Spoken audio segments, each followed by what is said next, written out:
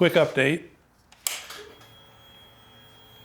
Let's get the camera on the speedo here. Turn the engine on. And yeah, check engine light is not on anymore. I took the bike to the dealer this morning, and actually, as I rode to work, and I went to leave work. The check engine light was still on this morning. Went to leave for work. It was off. Of course, you take it to have it checked out, the problem disappears. So I had them look at it anyway. They hooked it up, ran the scanner, and turns out this was probably my fault. I have a Carpuride. I have one of these Android Auto CarPlay GPS units, and I have another video on hooking it up to the bike using a quad lock connector, which is great, still using that.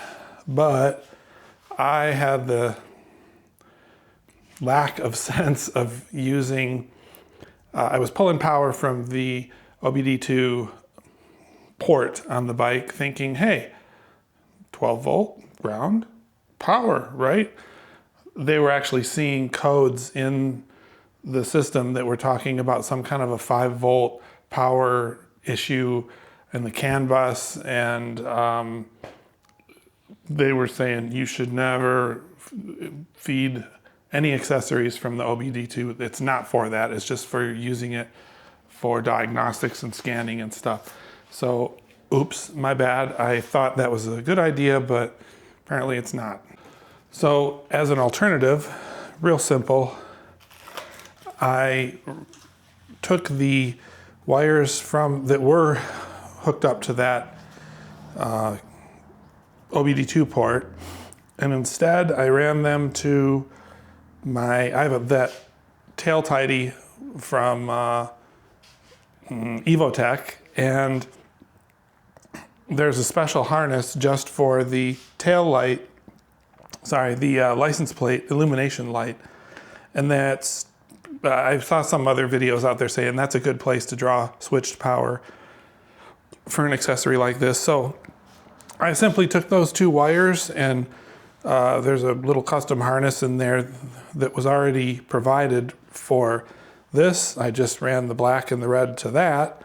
Bam, power comes on as soon as you turn the key on. Works great, and duh, I should have done that in the first place. So don't take my advice on the other video. I'm gonna see if I can amend it, or at least put a banner up there that says, don't do this. Don't be like me. Don't do this thing, because you may throw check engine codes on your bike. Instead, this is a great way of doing it.